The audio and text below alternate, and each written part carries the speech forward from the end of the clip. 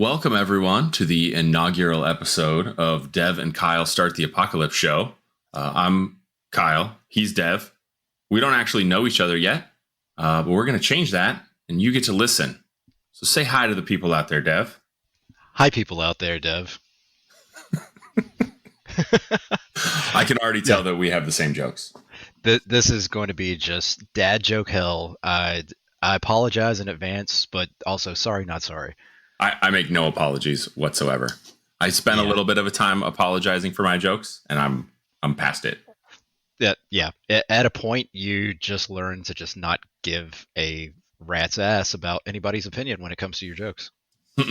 Especially as a dad. You've got a captive audience, and 9 times out of 10, you're getting an eye roll, and you're like, that was good. I don't care what you say. Oh, I just started getting hard eye rolls from my 7-year-old. I have a 10-year-old. I have a 10-year-old, and he seems to be on my wavelength. Yeah. And so I've never really gotten an eye roll. I've get more chuckles than eye rolls out of him, even from the worst, which is my wife. My wife hates that. Yeah. When I tell a joke and she gets the eye roll, and he's like, Dad, that was a good one. Now my 7-year-old, I think he might sprain an eyeball with. You're going to be in good with the optometrist. Absolutely right. Oh yeah, absolutely right. For sure. Yeah, my 8-year-old, he gives a lot of belly laughs, but when mom's around, it's like, oh, that was a bad joke. But I can tell deep down he wants to laugh, so I'm like, win. Yeah.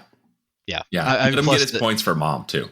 Yeah, if you get like the eye roll with a slight grin, you know you succeeded. They're just not wanting to egg you on, be like, oh yeah, that was a great one, because they know you're going to give it out 10 times more, and that's not good for anybody. You're going to run out of material eventually and start recycling. Absolutely right.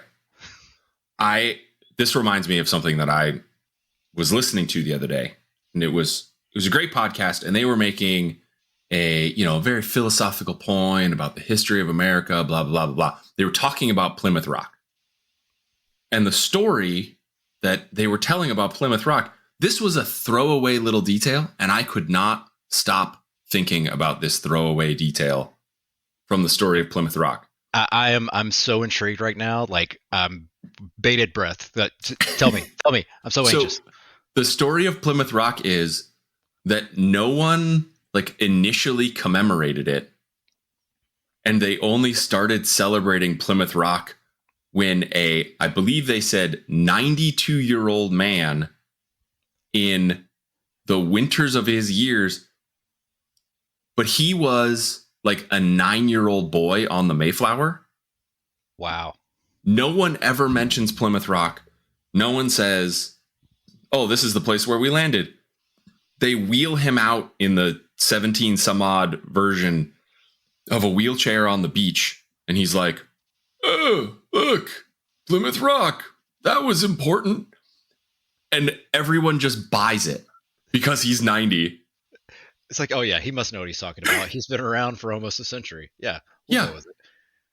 I cannot wait to be 90 and have that power.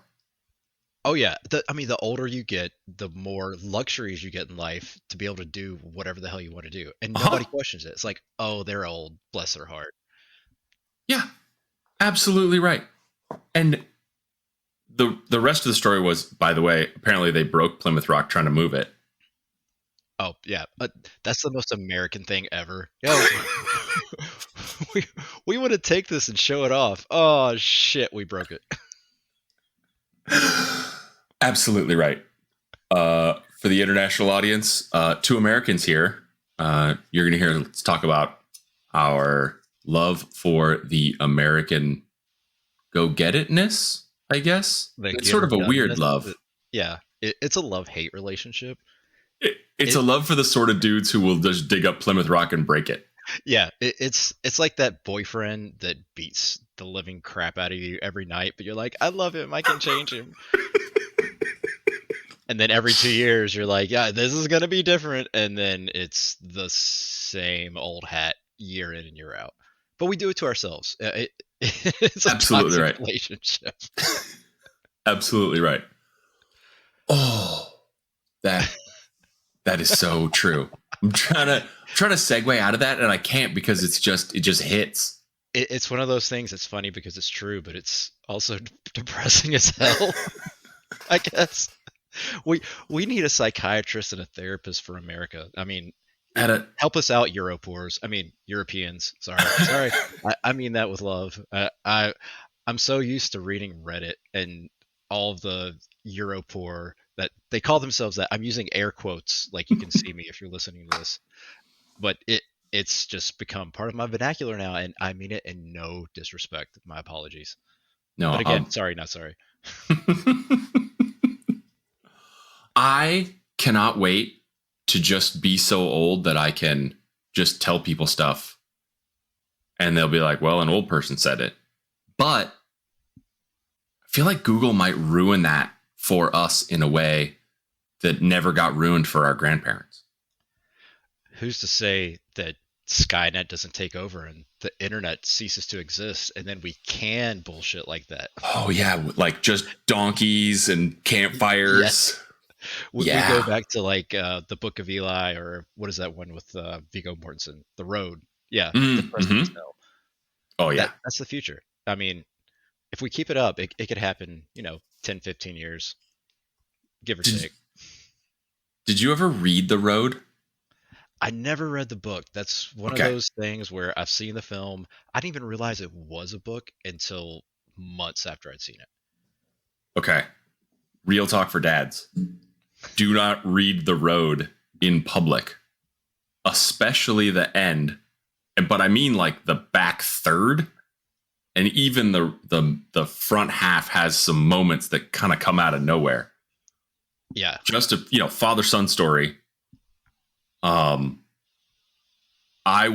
This was in the before times, on an airplane reading the back half of it, and had to close the book so that I would not bawl real crocodile tears on an airplane, which is just a weird place to cry. Yeah. I mean, public is just a weird place to cry anyway, but especially in a very confined area like an airplane. You can't go and hide. You can't just get up and walk away and be like, all right, all these people saw me cry. You're kind of stuck there for an hour plus. Yeah. But everybody's looking around on airplanes too, right? Like that's, heightened security. I mean, yeah, you get somebody crying on an airplane, everybody goes into defense mode. Thanks. Yeah. You're not getting a hug. You're not getting a hug on an airplane. No, you're getting a U.S. Marshal coming up to you and you go, I'd like to talk to you in the back, please. The special kind of zip tie hug. Yeah. We think you're mentally unstable and you might serve a threat to the other passengers. You're going to ride back here with me. And now you're detained. Enjoy your body cavity search. However, in private, 3 thumbs up. Loved it. Oh, yeah. Very well, the film at least. I haven't read the book, but the film is a must-see. Spoiler alert. Big spoiler alert. Stop listening if you haven't watched it or read it. The end, when Viggo Mortensen, the father, does what he does, and then the boy is all alone. If you can put 2 and 2 together, listeners, then semi-spoiler, I guess. I cried like a baby. Absolutely. One of those few films where I just lost it. Although I will say this, as a dad, the older I've gotten, the more emotional I've gotten watching films. Yes. Which I never thought would happen. Like, even when I get excited, like happy tear kind of well up stuff, and you're like, why am I feel like I'm going to cry to this? Like, I'm watching Endgame and I'm starting to get these tears of emotion. I don't know what to do with them. I'm just going to cry. And yeah. So it's a weird feeling. It's incredibly weird. Stone-hearted 24-year-old me would be completely baffled. Yeah. If you'd have told me back in my early 20s, hell, even to my late 20s, early 30s, before I had kids, that, hey, you're going to just flip a switch and the estrogen's going to start pouring out of your brain. You're going to start crying at commercials and all this other shit. Yeah, I would go, no, you're full of it. No way. But it happened. It was like overnight, too. Yeah. And we don't even have, that's the trick with being a dad, is that you don't even have the absolutely fantastical body changes, right? You didn't make a baby. Yeah. Our contribution took less time than it takes us to cry at the end of the road. Yeah. I mean, let's be honest. It's 3 pumps and a cigarette, and bam, 9 months later, you've got a baby, and you don't do any of the heavy lifting. None.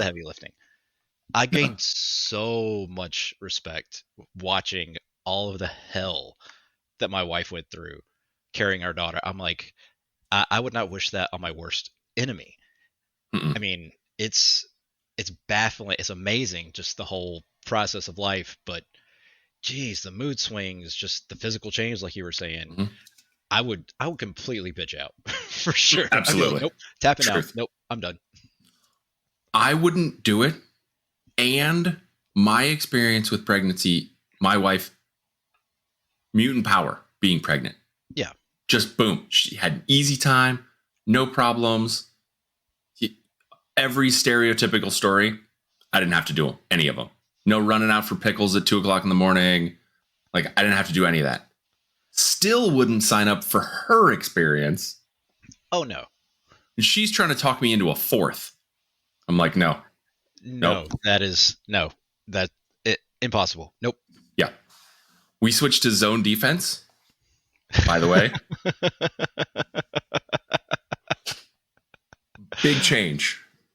It's a bigger change than when I had to play zone defense growing up. And then we switched to man defense in junior high on the basketball court. Yeah. It's a big game changer. Mm-hmm. Bigger change going from man-to-man defense to zone for the children. Yeah. It's a transition for sure. It's a juggling act. But in the end, it saves your sanity for both of you. Yes. Big time. Our 3-kid math is that 1 crying child is worth 2 not crying children. That's fair. So we can just wordlessly divide and conquer. Yeah. Like, I got this, you get the other 2. Uh-huh. The only problem is when you have 2 crying children. You're done. One time I had 3 crying children and she wasn't there. You quit. It's going to war in the most overblown, absolutely not going to war because I've never gone to war and would never go to war. And knock on wood, I'm never going to war. Knock on wood. Time to make the metaphor as bad as it could be. That's just war. Yeah. Now, just having 2, one being 8 and one being 3 months old now, when the 8-year-old is having a pouting fit and just going completely ballistic, and then you've got the newborn having a complete meltdown and screaming like a damn banshee, you feel like you're storming Normandy and there's mortars going off everywhere, and you're like, what do I do? Oh my God. Oh, I don't know. I think it's just different, right? So across my 3, the gap is 5 years. So they're jam-packed in together. And so I've never had that, you should be able to negotiate with them, but in this moment you can't 8-year-old conversation with a newborn. Never done that. So, I mean, clearly it's just like a different stretch, but I mean, I don't know how you do that stretch. I don't get it. It is insane because you've got, sports to go to, and then you have to bring this newborn along, and it just adds to the chaos. I mean, it's chaos alone trying to get an 8-year-old together on time. You got your socks, you got your shoes. He's still in the process of learning how to tie his shoes. He's got some slight small motor function. Is that the correct terminology? I don't know. Yes. I'm not a doctor. Yeah. Dr. Kyle says yes. Yeah. With his fingers. So he's having a tough time with tying his shoes. So it's like, all right, he gets to the end, can't get the bunny ear through the final loop and tie. Well, he can, but then he just lets it drop. But every friggin' time, it doesn't matter where we're going, that causes chaos. He starts having a hissy fit, gets to the end, throws a tantrum, and I'm like, oh my God, come on, dude. And then all of a sudden, bam, newborn goes off. It's like signal, alarm, raise the flames, Gondor. Now, I got my GED in child psychology from Google University. So I will ask, have you tried to like yell at him and belittle him about the issue with his tying his shoes? Has that helped? Oh yeah, I've tried everything. I'm kidding. I get nothing but positive reinforcement, and I don't get irritated one bit. Never. Not one bit. Never. No. Never. I've never raised my voice since Reagan was president. Oh yeah, I am very calm. I'm very cool and collected. Never argue with anyone. Keep a tone like this. Everybody loves me. Yep. Yeah. Absolutely right. I drink the Kool-Aid of myself. 2.5 hours ago, one of mine puked on the floor. So, hey, that happens. 2 nights ago, the oldest was puking and squirting and doing it all. It was coming out both ends. Luckily, not on the floor. Oh, not on the floor. Yeah. Do you divvy up an end of the child? In my house, I don't do shit, and my wife doesn't like puke. She can handle both because she's a saint, as we've all just talked about, the mothers of our children. However, I had to pick one.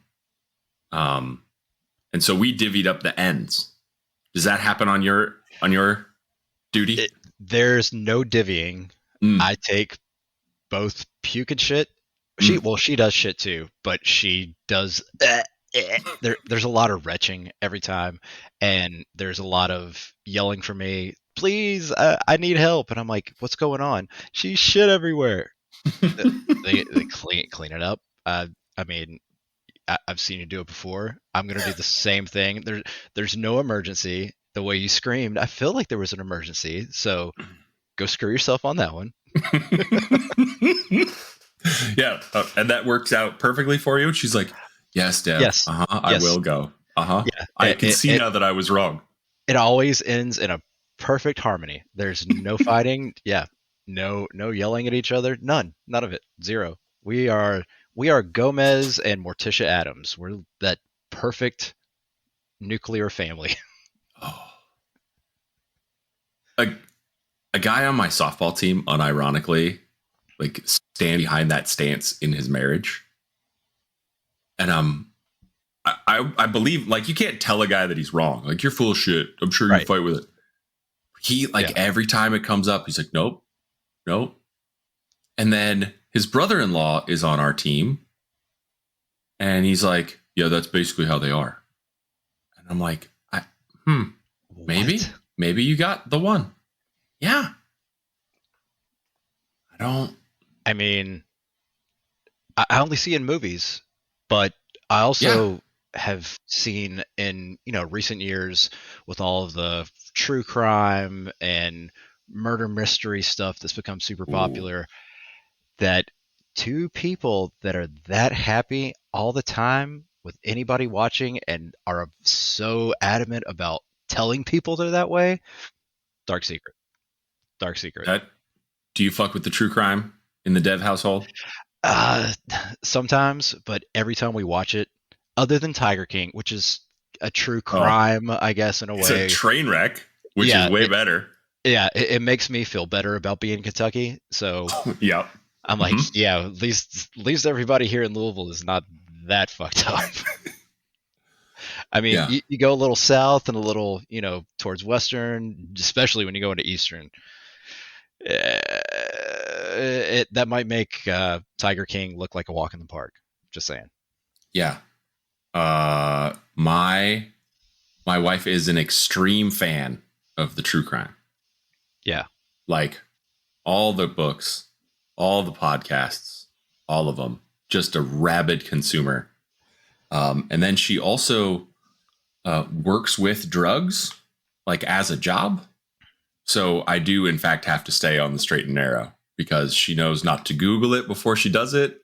She knows to wait 6 months. She knows to not make any changes to the insurance before she does it. And I'll just be face down in my Cheerios. So it's legal drugs, obviously, with all those caveats after saying she was in drugs. Or is she part of like some Mexican cartel that's got a really good top down? Nope. She's not. In fact, in a Mexican cartel that I am aware of. No, she works in a fully registered and fully licensed pharmacy where they follow all of the rules. Just making sure everything's on the up and up. Because if not, I was going to be like, we need to talk off air about a cut here and there, to keep things on the DL, even though we've kind of, spoiled it to the millions and millions of listeners that have become instant fans, rabid even. Rewind that back, bleep it out. I'm sure all 1,000 of our fans can keep a secret. Yes. Everything's fine. There's dozens. I feel like we're going to be like huge in like Japan, Malta. I'm huge in Japan. That's a different story. I feel like I'm huge a lot of places unless it's an NBA basketball game. I'm not huge in an NBA basketball game. I'm dead average. And that's what I figured out. So for listeners, again, we really have not ever met each other. No. This is our first conversation ever. I just walked on my freshman year in college, and I'm 6'7". And so, holy shit. So I get there and there's 200 dudes just walking on Arizona State. Yeah. And the coach just kind of walks out and he looks around and he picks a guy and he's like, this guy is going to that end of the court. If you're taller than that guy, go with him. And if you're shorter than that guy, go over there. And that guy was 6'8", like right at it. And I got sent to hang out with guards. And at 6'7", I had played true center. This was the 90s, so we still did true center. I had just played true center all the way up. And first day on the court, they're like, you're a shooting guard. You're like, no, I'm not. I'm a big fan of basketball, and I should have known that was true, right? Right. 6'7" is a shooting guard. Unless you're Charles Barkley, and I'm not Charles Barkley, let's be honest. I know that comes as a big shock to you. Oh, yeah. Big shock. Huge shock. Yeah. So they were like, how's your dribbling? And I was like, it's mediocre. And I didn't go back for day 2. It's not a great experience. I can dribble with my right hand. I can dribble with my left hand. Mm-hmm. Ta-da. Mm-hmm. And there were a couple dudes who were in my same position who could not dribble with their left hand. So I did feel a little bit better than that. But no, I got a story out of it. And now we're here. And it was a great story. I've never had the opportunity to walk on for any higher athletic competition. High school was where my show ended. I feel like my show probably should have ended in high school, except I'm 6'7". And so at 6'2", I'd have been out. But the coach was like, just keep him. 6'2" right here. I played true center and forward. And then once I got into high school senior year, I'm like, all right, they're going to move me to guard. I'm not quick enough to be guard. I'm big. I'm thick with 2 C's. That's awesome. I think that's what the kids say nowadays. I have no idea what the kids say, but I say it anyway. Yeah. Hi, fellow kids. I'm one of you. How goes it? I'm not a child. I think about things like terminal diseases and cancer. And this is actually a segue. This is the sort of segues that I come up with. Yeah, it is a great segue, by the way. So, speaking of cancer. Fuck cancer. Fuck cancer. True. Fuck cancer. I saw an article that said that they had found evidence of bone cancer in a dinosaur. Wow. Yep. What prompts them to go, let's see if dinosaurs had cancer, or if it's something that just decided to mutate over. I mean, I guess that would be the reason to do it, is to see. Sure. Yeah. I also think that with dinosaurs, bones are like all you've got. Well, yeah. I mean, if you found something more than bones, then holy shit. Yeah. But I think that's why you check them for cancer. Like you just run out of, you're like, hey, I got this bone. I made a skeleton. Did he have Somebody's got cancer? to do a postdoc. Yeah. I guess we'll check it for cancer. This T-Rex had leukemia. That's how he died. Not the asteroid and meteors that destroyed them and wiped them out. He died of cancer. Definitely. Well, so that's immediately where my brain went as well. That, like, there's a dinosaur doctor, and he's like, "Hey, I got really good news about your bone cancer." What's that? Did you look up when on your way in? You're not gonna die of bone cancer. It's like that show Dinosaurs. Do you remember that? I do. With, like Jim Henson animatronics. Amazing show. Yes. Wish they would bring it back and do it proper. I think they tried to do a reboot. Maybe I'm just dreaming that and had a fever dream. Mm-hmm. But I could see that Dinosaurs laying World down. Yeah. With Chris Pratt? Yes. Yes. Chris Pratt is everywhere. He's voicing every nostalgic thing you can think of and destroying it. Thanks, Chris Pratt. Go fuck yourself. He might not ruin all of them. I mean, okay. Like, conceivably. I actually like Chris Pratt, but finding out more about him as a person off screen, Yeah. I have a hard time liking him. Like, I still think he's a good guy deep down, but I think he's, I don't know, kind of misled with I think he's some of his pud. thinking. Like, in the truest sense of the word. Like, if you just met him and you'd be like, yeah, not a lot going on up there. No, you're easily manipulated, for sure. But I mean, he's like the nice guy at the party that everybody wants to chill with, but he really doesn't offer anything more than just being like a pep man going, yeah, guys, this is awesome. Yeah. He's not bringing anything down. He's not, just not bringing anything. Like, he's not. Yeah. And I don't mean offensive, but like, he doesn't offend my senses from the screen. No. He's got a some good actor. gems. Yeah. Yeah. I don't know that he's a good actor. He always plays Chris Pratt. Yeah. He's a good actor at Chris Pratt. Sure. He knows how to play Chris Pratt in slightly different careers. Mm-hmm. Yeah, he's not as good as being a different Chris Pratt as Keanu is being at a different Keanu. He is the new age Keanu Reeves. That is so insulting to the new age. But it's true. Have you seen the past 20 years? Like, yep. Everything's just getting worse. We get smarter and dumber at the same time, but being so dumb, it doesn't matter how smart you are at some point. But I am going to defend the kids here for a second with my favorite quote to throw out, because I'm on the other side of 40 now. So all of my friends on Facebook are in the same boat. And they're all the fucking kids today. Out it comes like a Swiss watch. Your first 25 years, people are, adults are dumb. Tick, tick, tick, tick, tick, tick. Now here we are. I've arrived at the kids of today o'clock on my Facebook feed. Yeah. And my favorite story to trot out is this is a true story. I don't have the quote exact because I wasn't prepared for this. How I go through life.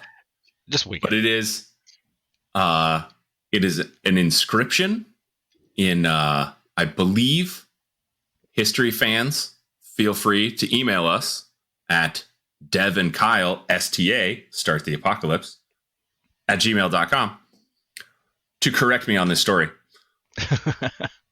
I believe it's the 3rd century BC. There is a Babylonian stone inscription that says, truly, it is the end of days. Children do not respect their parents, and every man wants to write a book. That's some Nostradamus type level of profanity or profundity. I just made up a word, I think. Profundity. All words are made up. This is true. If you want it to be a real word, just keep using it. That's how words work. I'm just gonna go around start speaking gibberish from now on and be like, they're real words. Just they have meaning. Get with it. They have, to my knowledge, entire 24-hour news channels on the cable networks dedicated to gibberish. Yes, they do. Yes, they do. And there is a large segment of the country that likes to tune into them regularly. I think we just lost probably half of our viewers. Listeners. I don't think we did. No, you're right. I don't think we did. I think we may just gain some, maybe. You know what? If we lost even one viewer, I'm okay with it. Good riddance. Yeah. Unless you want to sign $1 billion check to both of us, then that's true. Maybe I could be persuaded. Maybe. Yeah. Possible. There is nothing that I won't do to sell out at this point in my career. If anybody thinks that I have, just a creator who wants to just hone his craft, I wouldn't be in podcasting. Yeah, I have a dollar amount for pretty much anything set in my head. You just have to ask, and we can negotiate. Although some things are set in stone, there are some things I will not sell out for at least 6-7 figures. Okay. Certain things. Are you prepared in episode 1 to reveal one of the 8-figure things? How inappropriate do we want to get here? That's the question. Do we want to make this one of those podcasts where people listen to it and go, holy shit, these guys are just depraved out of their mind. I have to see how deep they're going to go. And we just have to keep topping ourselves with disgusting, out of this world statements and comments? Or are we going to keep it kind of slight dad friendly? Fuck, anything's dad friendly. Dads have really warped minds, even though we have those moments of brevity and emotion where we cry for film or books or commercials or things that our kids do. We also have a section of our mind that is warped beyond an 8th grader's. Yeah. Or at least most dads. My core group of friends. I think we can take any trip down the side trips and then wander back to a center. I don't think we have to keep upping ourselves. Okay, I'll start out with one dalliance and then back to the middle of the road. I'll start out with one that's not too over the top. Okay. It's still kind of maybe squeamish for some. I would drink my own piss for $100,000. Yeah, and that is set. I would not do that for anything less. Yeah. $100,000. Yeah, no problem. Yeah. Daddy needs a new pair of shoes, and it's sterile. Yeah, I mean, I've seen Bear Grylls do it, and I bet he only made $75,000 in that episode, and I'm no better than Bear Grylls. But how many times has he drank his own piss on camera, and how much has he made over time? Millions of dollars to drink your piss. Easy. Dozens of times. I mean, that's kind of on par with my $100,000 to drink. Yeah, I'm on Bear Grylls terms for negotiations with that Discovery Channel. If you're listening, yeah, we're here. Kyle and Dev start the apocalypse. Yeah. Discovery Plus. I know you're dying for content.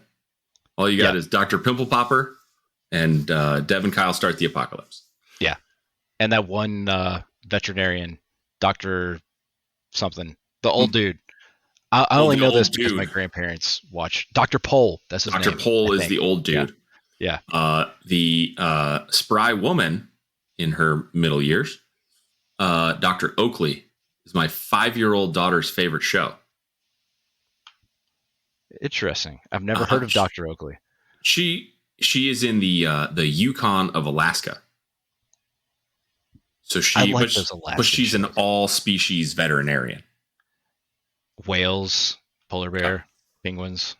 No, like eagles, gotcha. musk ox, all the various farms. And she's a normal commercial veterinarian, and then she also does cats because people still have cats. Yeah, and dogs. Yeah, she does them all. Probably some goldfish. Mm-hmm. I've actually seen there was a post on Reddit that I read where this woman had taken in her goldfish to have a tumor removed. A goldfish. What? Yes. Okay. Took her goldfish in to have a tumor removed. But I understood why, because the goldfish was 10 years old. Huh. And goldfish can live and don't quote me on this exactly, up to 15 years. You heard it here first, folks. Goldfish can live over 15 years, says Dr. Dev. Yes. And I know they can live for sure 3.5 years unless you change their tank and forget to put the water softener and shock in there. And then the next morning, I don't think forgetting the shock is what you're not supposed to do. I think forgetting the shock is step one to having a goldfish live. Yeah, I was kind of in a hurry and completely forgot to do it because I was summoned. Mm-hmm. I'm sure every person that's in a relationship has been summoned at least once. And I just dropped what I was doing because I was like, I'll come back, I'll put it in. Forgot it. Next morning, I remembered. Mm-hmm. Sure. It was a very stern reminding, but I remembered. A little too late. Yeah. But hey. Yeah. Shit happens. That's why there's toilet paper. There are 2 monuments to betta fish in my backyard. They're like little cairn piles. There's no fish corpse. There's just a monument built after the burial at Toilet C. Yeah. There's like we had a full burial at sea at the toilet. Son came up. He said a couple words. He had named him Rick and Morty, which I thought was freaking awesome. I actually won them at a local fair in a city across the bridge called New Albany. They have, or used to have, I think they might have brought it back, Harvest Homecoming, which is like redneck hell, mullet city, the best of the best of the red come out in droves, but it's fun as hell, just for the people watching. And I was playing the ping pong ball game where you have to throw a ball into the little tiny fish bowl. And I got 3 in a row. So they said, you can have 2 fish and a small tank since you got 3 in a row. So we came home with 2 goldfish. I'm like, yeah, these guys are going to die within a week tops. 3 months later, they were starting to get big. And I'm like, okay, I can't keep them in this tiny little aquarium thing that they gave me anymore. It was one of those plastic ones with the little top on it with all the slits that looks like you could put a live snake or some kind of vicious animal in instead of goldfish. And my son goes, yeah, we need a bigger tank. And I'm like, all right, let me look up and see how big goldfish can get. And that's when I saw that they can live over a decade and they can get up to like 8-9 inches long. No way. Yes, they can get huge. So I'm going, okay, these guys have lived 3 or 4 months. They're obviously wanting to live. We're taking good care of them. If we just stay on our schedule, you can teach them a little bit of responsibility. Maybe these guys will live 10, 15 years. Sure. So I got a 55-gallon tank for these little 2.5-inch goldfish. And they grew to be like 5, almost 6 inches. And no way. Hefty boys. Yeah. Wow. That's an impressive amount of goldfish fathering. Yeah, it was a daily thing. I actually looked forward to feeding them in the morning. Like we would feed them together and I would go in and feed them, the other 2 times a day when he wasn't here. And they would know when I would walk in that it was time for feeding and they'd follow me around the tank. And I was like, oh, this is kind of cute. They're actually interactive pets. And then I've accidentally killed them because I'm forgetful. That sucks. I was more sad about it than my son, which was... Yeah, well... That does kind of happen. I mean, that's how it goes. Such is the lot in life. Such is the circle of life. The second betta fish would just hang out at the surface of the water at a weird lilt. So every single time I saw that fish for a year, I was like, oh, today's the day. This fish is dead. And I would give it the old hard bangity bang. Like the third bangity bang, it would come back to life. Right when I was about to give up, like today's the day, let's fish it out. Yeah. Wham, wham, wham. Still at a tilt. Wham, wham, wham. That fish, I don't know, is either the laziest fish or needed a 1-800 number. I don't know. He needed a life alert around his neck. Just hit the button and be like, I'm drowning. Wait, I'm a fish. Just Betta Bling. Just that little necklace. Yeah. Look like a rap star. Like that's 2 great. chains. Have 2 chains to betta fish. Food chain. He's at the bottom of it. Oh, that joke is where I'm going to have to learn how to figure out how to not blow out the microphone, listeners. So you will learn about post-production based on that joke. Good job, Dev. Yes, you will. Congratulations for losing hearing. So speaking of jokes, I love jokes. And the only segment we have so far defined on this show is that I'm going to tell the joke. And for our inaugural episode, I'm going to share a secret with the Start the Apocalypse audience. And here is the secret.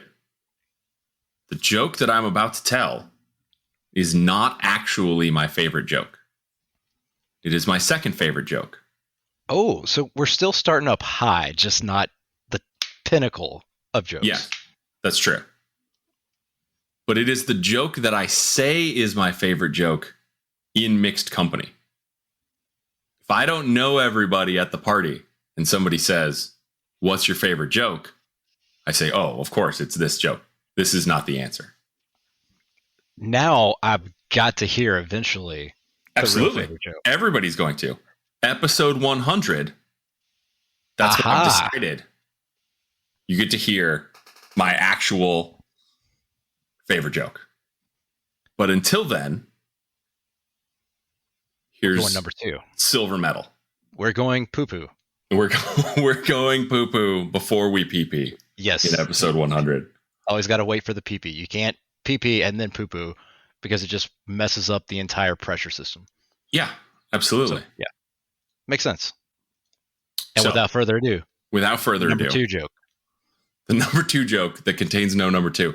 Well, it does contain 2 muffins. There are 2 muffins in an oven. And the first muffin says, "Oh my God, it's getting hot in here. What are we going to do?" And the second muffin says, "Holy fucking shit, a talking muffin."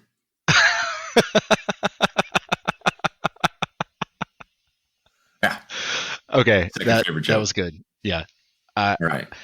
Round of applause. I appreciate that. If you're not laughing at that, you're wrong. I'm just saying. Yes, you are. Yeah. If you're not laughing at that, you wrong. were raised wrong. Get right with yourself. Yeah. You need to go see a therapist. Therapy is good. Everybody should go see a therapist. You most definitely need to talk that out. Mm-hmm. Tell that joke to your therapist, and when they laugh, you have the correct therapist. Yes. And until you do, keep going. Keep going. I'm sorry. You can save yourself a lot of time by not sitting through that whole first 55 minutes. Yeah. You can be just tell that joke, no chuckles, grab a mint, just head out. Yeah. And don't pay for the full session. Be like, I want a refund. Yep. I want 95% back. Dr. Kyle says that's how you pick a therapist, based on their quality of humor. Not that they went to a good school, not that they have definitely not that. 5-star reviews, none of those things. Not that they help you actually break through your mommy and daddy issues. None of that. No. And they laugh at the muffin joke. Bingo. They're a keeper. Same thing with relationships. If you tell that joke on a first date, you know you should stick around if they laugh. If they don't. Ooh. Yeah.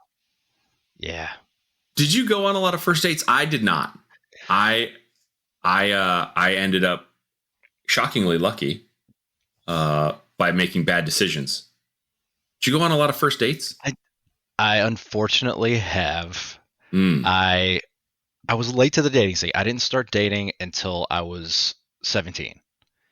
And that seems normal. I don't think that's... Yeah.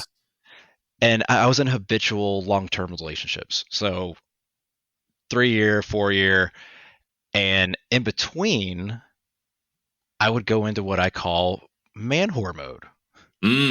So I would go on a lot of first dates. If somebody clicked, then guess what? Now we're hitching our wagons for 3 or 4 years at least, and then you're probably going to get tired of me. So far, the 3 or 4 has passed. Good for you. My wife and I's relationship, and I think she's going to stick around. Unlike number 1, yeah, sure. I've unfortunately been divorced once.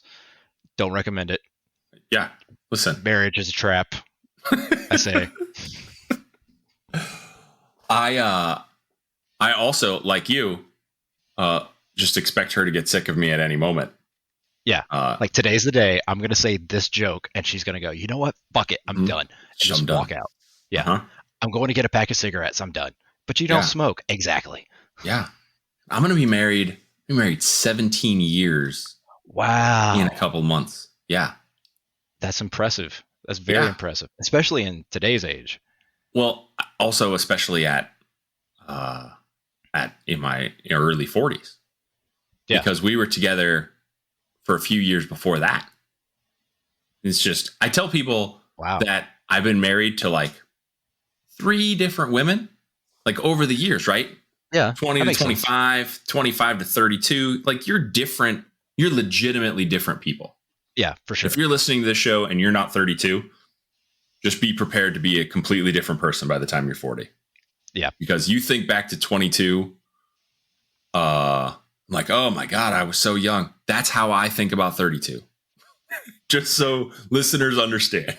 I'm only 6 years past that. And I still, I think back like, late 20s, early 30s, completely different me than I am now.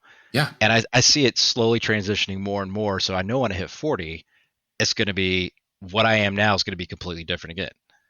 Yeah.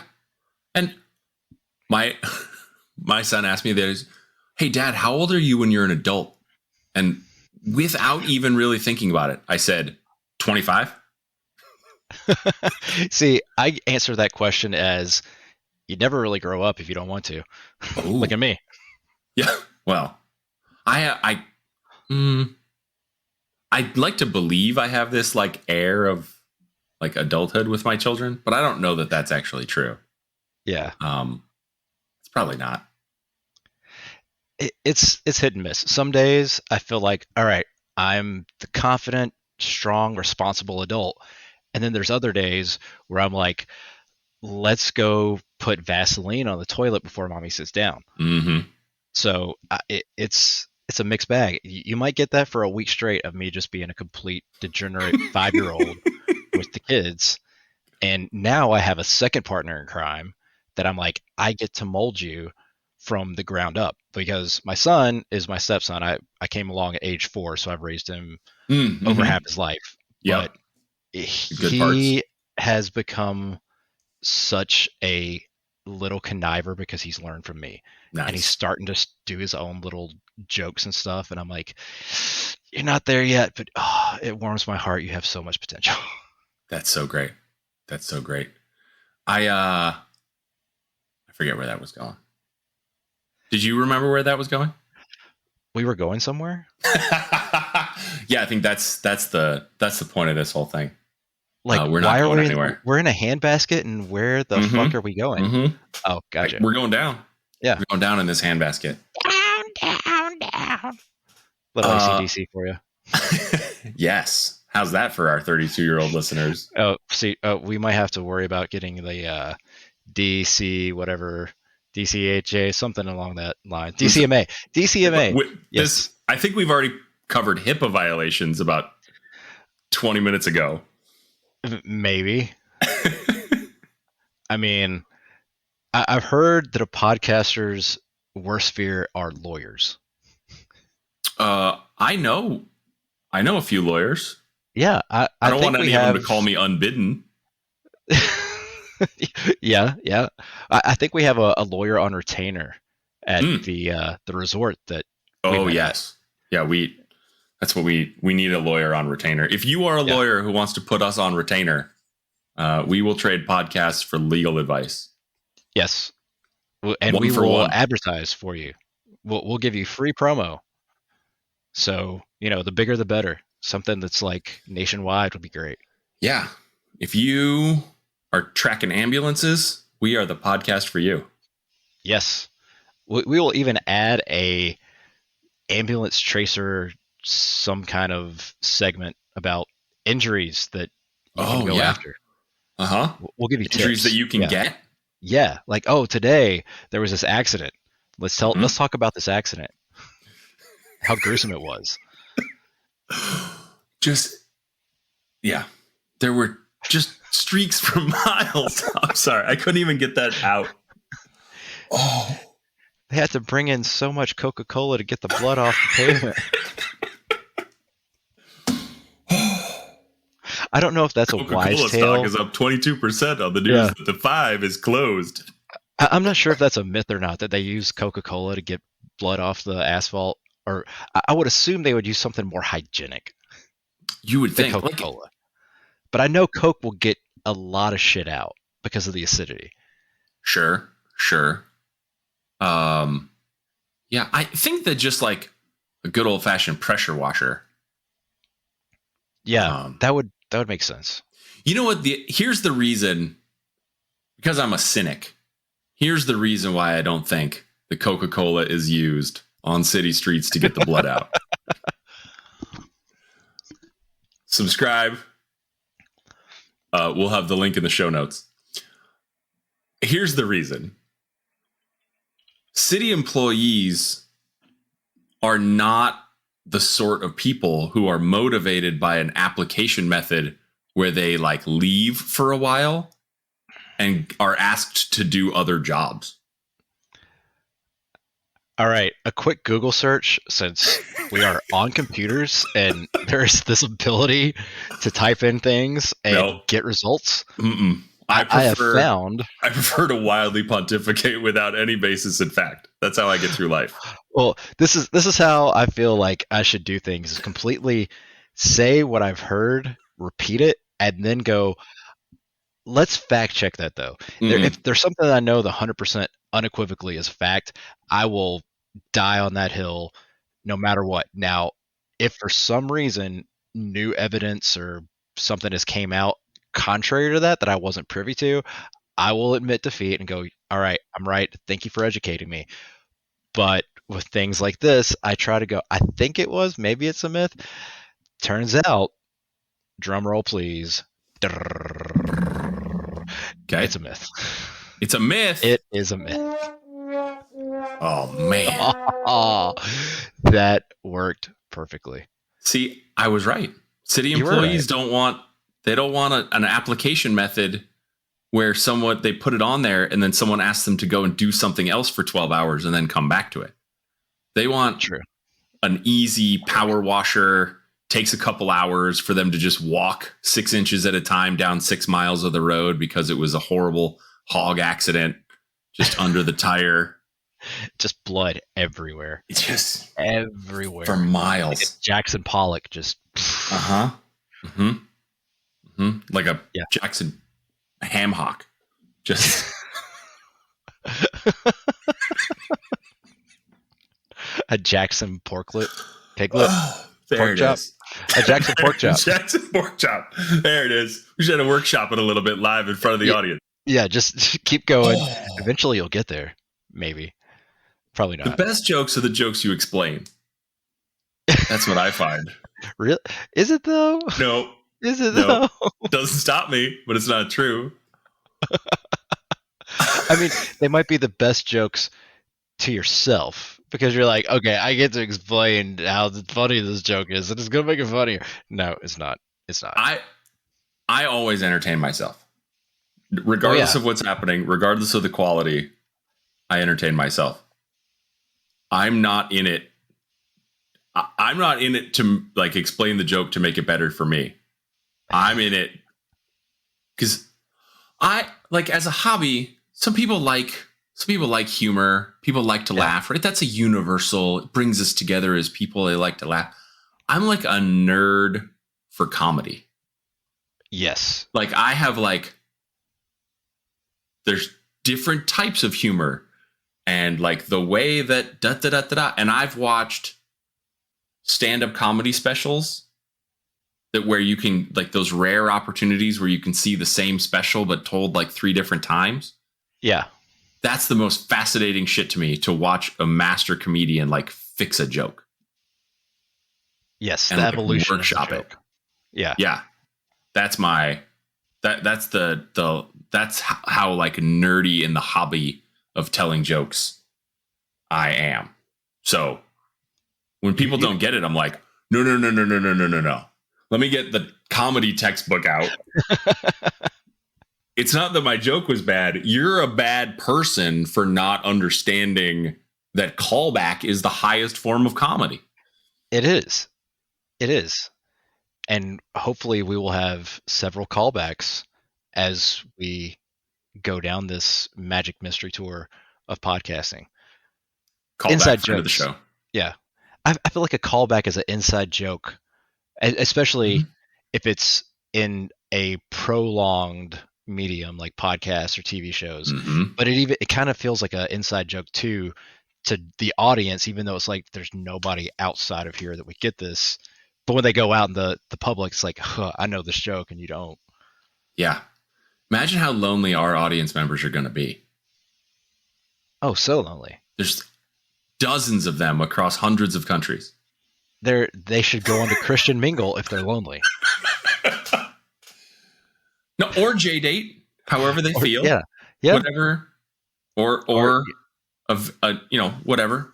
Hop on Tinder or Grindr or whatever else dating sites out there. You go yourself. Get yourself some yourself. Get yourself some Isn't that what they brought to Jesus? It is. Go get yourself some Okay. That's perfect. Christian Mingle's tagline. Get yourself some Tinder, Grindr, no. Come to Christian Mingle. Get yourself some I mean, it works. I'm interested now. Speaking of Jesus, I had a big topic that I wanted to talk with you about today to be the capstone of episode 1. Oh boy, here we go. Here it is. Let's hit it. Here it is. Now, you said that you were familiar with this film and that you had lots of opinions about this film. And I have one opinion. The film in question it's early January, for those of you not knowing this. So we're just coming out of the traditional American Christmas season. Ho, ho, ho. You as Home Alone. The original Home Alone. Chris Columbus. How do you feel about that film, Dev? Classic. Love it. Got to watch it every year. It's up there with Die Hard, which is a Christmas movie. I don't give a shit what you say. And it is also up there with Christmas Vacation. Okay. 3 classics. And of course, A Christmas Story, which is streamed nonstop 24 hours on Christmas Day if you live in the United States. It should be globally and translated to whatever language is native to that part of the world, but I digress. Never seen it. Love it. Never seen A Christmas Story. Do you never turn the TV on Christmas Day? Because I feel like maybe it's just TNT or TBS that does it, but I know that there's a 24-hour phenomenon that happens annually. Don't turn the TV on Christmas Day.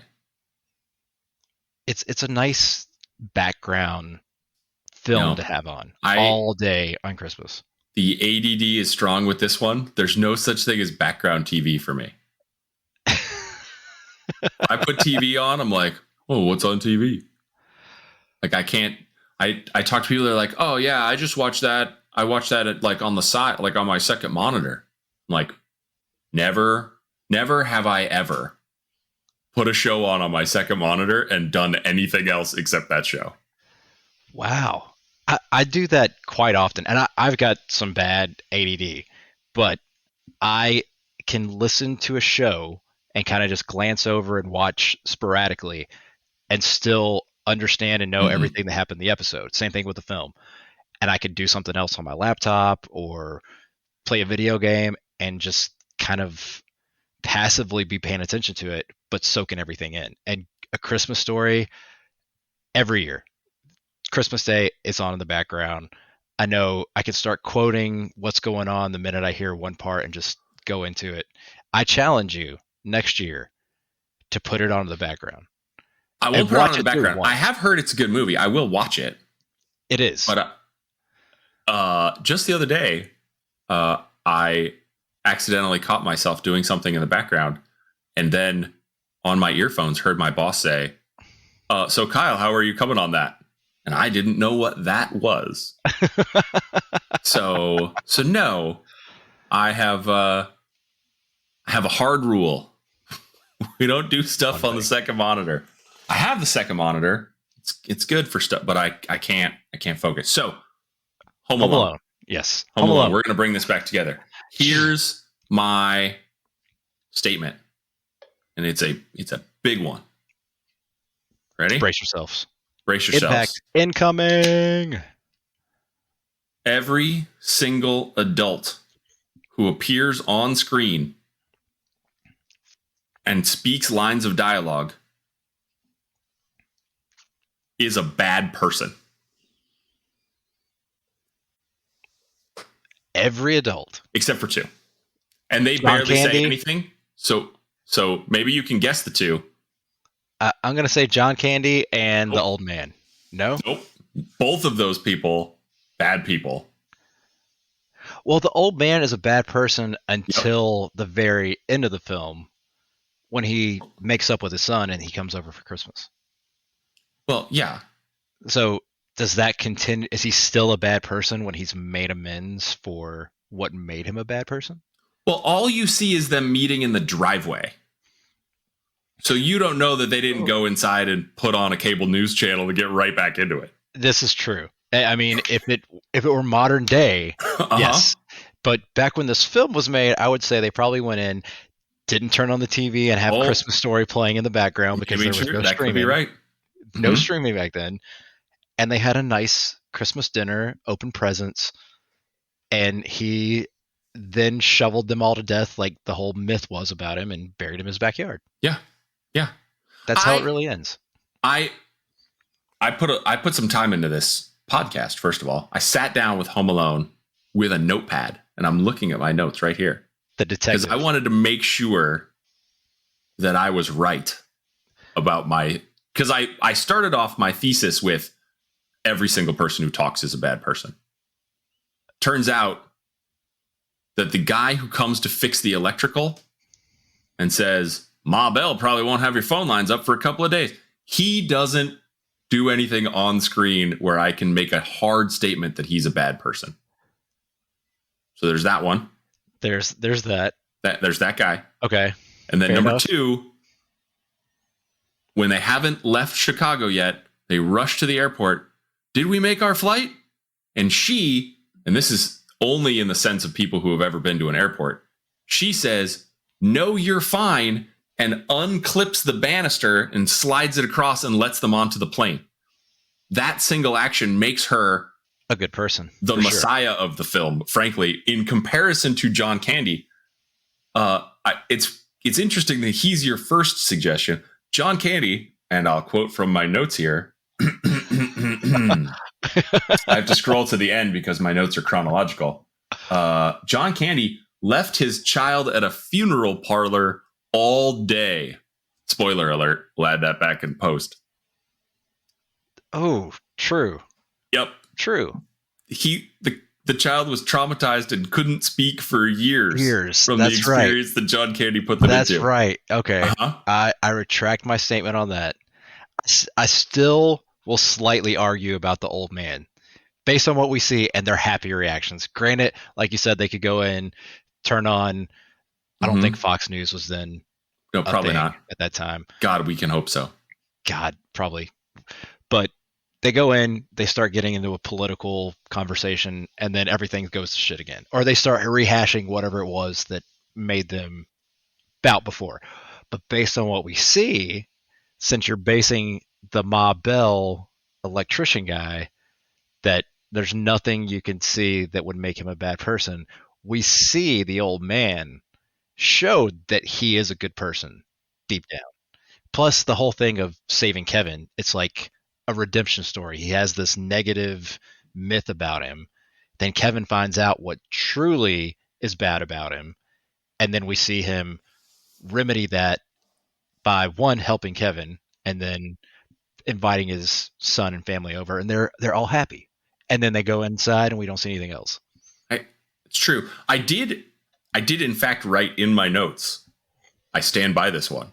And here's why. Because the old man is potentially the one. Maybe. But here's the thing. He can't get over himself enough to call his son but has to go to church to watch his granddaughter sing. And as a father, like the more time I spend as a father, and that guy is, I think he's 162 according to the script. He's been a father for a long time. Yeah, forever. I feel like the longer I'm a father, the more I could just get over it for like anything with my kids. Right. I agree. I feel the same. For him to just be like, no, I would rather sit in the back row to see my granddaughter sing than do like say sorry. Well, didn't he say that they had an argument and he said some things that he shouldn't have said, but then he was afraid to call him? Yeah. It wasn't that like he wasn't over himself. It was like he was afraid of the rejection of trying to apologize. Almost like an introverted kind of thing. Because as an extroverted introvert myself, I can see that. Like confrontation and conflict, you shy away from, especially with people you care about, because you don't want to cause more tension and completely sever any chance. You're hoping in the back of your head, like maybe they'll, reach out to me and I won't have to be the one that starts the conversation and then completely fuck it all up. That way I don't look like even worse of a bad guy than I am. I see kind of his mindset there. But the big thing is life is like a bell curve. So I am like a bell curve. That's not what Tom Hanks said.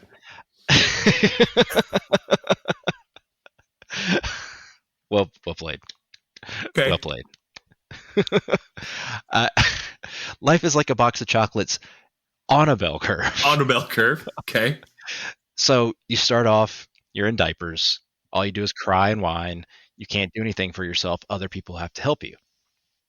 You slowly gain cognitive ability, learning how to fend for yourself, interact, use your muscles, speak, go through schooling. Then you get into this I know everything phase, even though you don't know shit. Still there. And then you hit like your peak where you go, okay, who was it that said, I know nothing.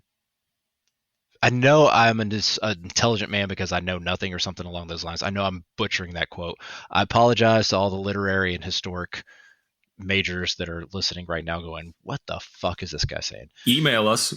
Yeah. Give us your feedback. Send us your angry emails. devnkylesta@gmail.com. Check the show notes. Yes.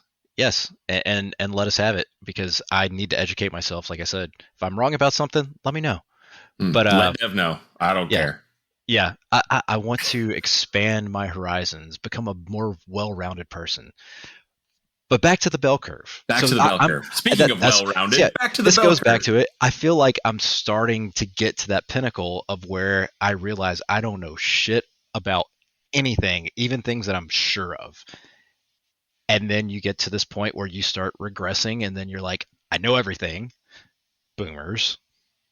And then you start going down to where you start losing cognitive ability, you lose physical function, late elderly, and then you get to a point where if you don't take extremely good care of yourself and have amazing genetics, somebody else has got to take care of you. You're probably going to be in depends. And I feel like he was in that middle stage between I know everything and I'm starting to realize I need help with everything kind of mentality. Just about to shit his own pants in church. Yes, he probably did shit his own pants in church. That's why he was sitting on a pew by himself. Okay. Yeah, well, okay. That's that's a take. Yeah, I just went a really long way. Then he brings that over to Kevin. Bad person. Okay. Damn it. Yep. I can't argue with that. All right, old man is a bad person. Old man's a bad person. By the way, on the rewatch, I didn't even remember the cops. So I don't know if Home Alone is an annual tradition for you that you knew what the cops say. But I had this opinion formulating in my brain. Like, I think that everyone is a bad person. Watching the movie, the cops are the villains in that movie. Well, yeah, they show up and they don't give a shit when they're like, there's a kid that's home alone by himself, and they show up and go, no big deal, and just leave. Nobody home. I wrote this one down. The cop that comes to the house radios back in and says, "There's nobody here. Tell them to count their kids again." That's right. Which is what got him into that shit to begin with. Yeah. And the other thing that got him into that shit is that their super shuttle driver, bad person. I didn't even notice this. He knocks over the statue. Jockey. Yeah. He knocks over the lawn jockey. So does the pizza delivery guy. Yeah. Both of them knock it over. I did not remember the super shuttle guy doing that until I was watching it with a pen in my hand. Yeah. It is an insult to the state of Kentucky and jockeys everywhere. So much disrespect. Like Rodney Dangerfield. No respect. People in Chicago have been shitting on Kentucky since Home Alone, at least.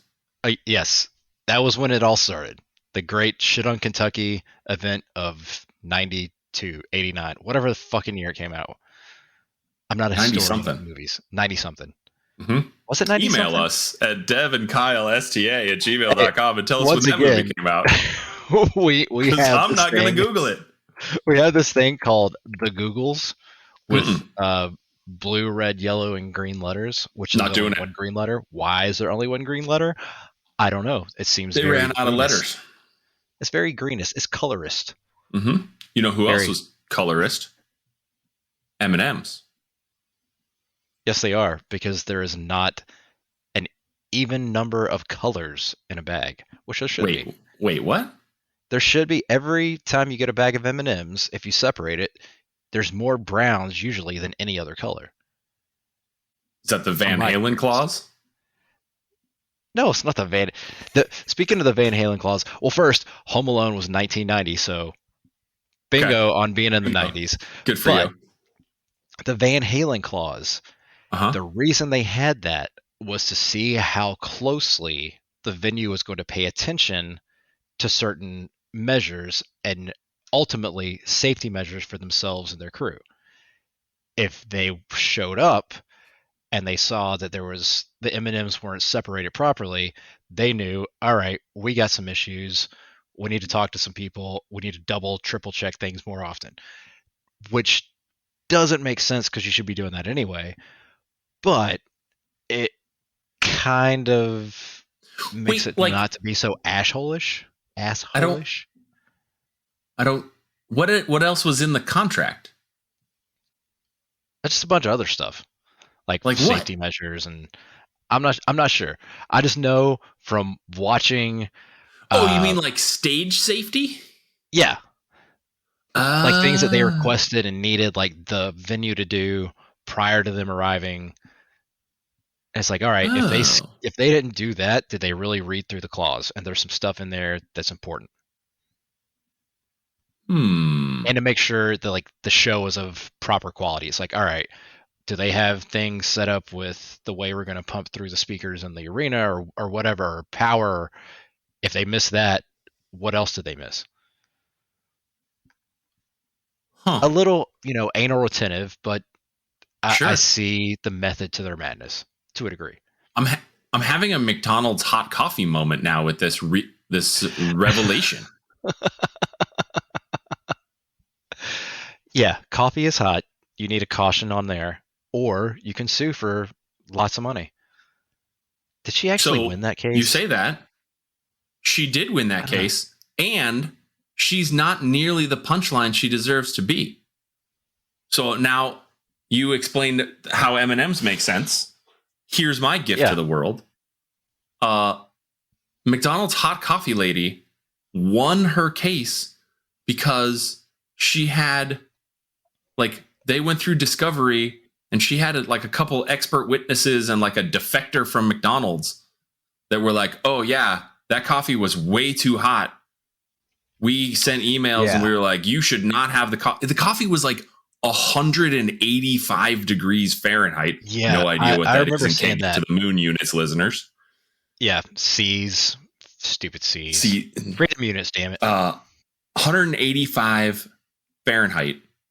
And they had been warned that that's too hot. And they were like, no. If we don't have it that hot, we get more complaints from people who buy coffee and put it in the cup holder and then drive to work. And then it's cold on their desk. So instead of having the coffee at like 160, we jack it up to 185 because customers like it more. And so that's why she won, was because the coffee was damn near boiling when they handed it to her. And Before she had the days of Yetis. Here's how hot the coffee was. She had second and third degree burns to the jingly bits. And wasn't she an elderly lady? So they probably were extra jingly. Yeah. Just saying. I don't know.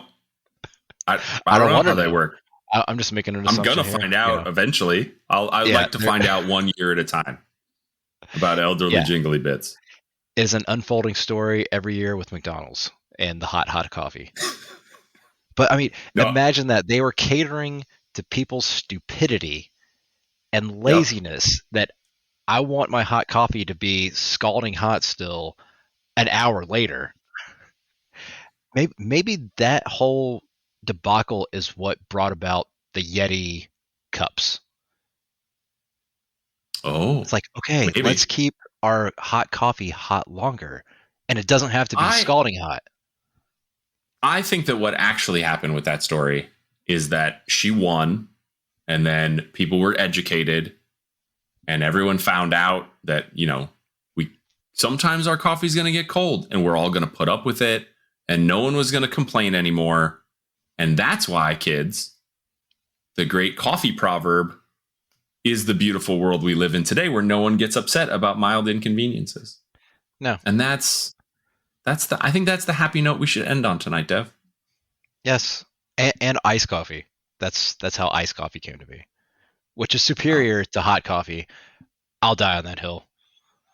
You know what? We have our opening for next episode. Always leave them wanting more.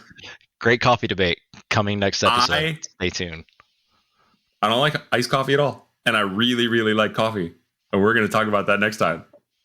Oh, shit. All right. This is going to be like high school debate. Yeah. Just going back and forth on coffee. 90 seconds for you, and then a 30-second rebuttal. We'll come up with like rules. This will be just how the show is. We're going to be rigidity and fastidiousness. And what was your made-up word? Profundity? Yeah. Profundity? We're going to have that? We are losing listeners by the minute that are like, I can't. That brain cells dying. I think we're 30 minutes past losing listeners. Yeah. But if you stuck around this far, thank you. If you stuck around, we hope you'll join us for the coffee debate of episode 2. And I've been Kyle. I've been Dev. And we have attempted to start the apocalypse. Have a wonderful day. Good night. Dev and Kyle Start the Apocalypse is brought to you every other week with a full archive available at devnkyle.com. The Apocalypse theme and other music in the show is written and performed by Chase Noseworthy. He's Chase Noseworthy on YouTube or at NoseworthyChase on Twitter. All graphic design for Dev and Kyle Start the Apocalypse has been created by Dead Vision. Find her work on Twitter and Insta at XDADOTTER and book her immense talents at XDADOTTER.com. Audio engineering provided by Cassandra Umsong. She can make you sound even better than Dev and Kyle because you'll provide much better raw materials. Get in touch with her on Twitter at coffeewithcoom. That's coffee with C-O-U-M. Dev and Kyle support artists and creatives of all types. Exposure is for film. Artists need compensation. If you're interested in becoming an apocalypto to help keep supporting all of the artists who make Dev and Kyle sound passably professional, please consider becoming a sustaining patron at patreon.com/devandkyle. Show notes, transcripts, and any other information from this episode should be available at devandkyle.com if Dev and or Kyle did their job. Fingers crossed. Finally, deeply and sincerely, Dev and Kyle think that you are a wonderful person who deserves love and compassion.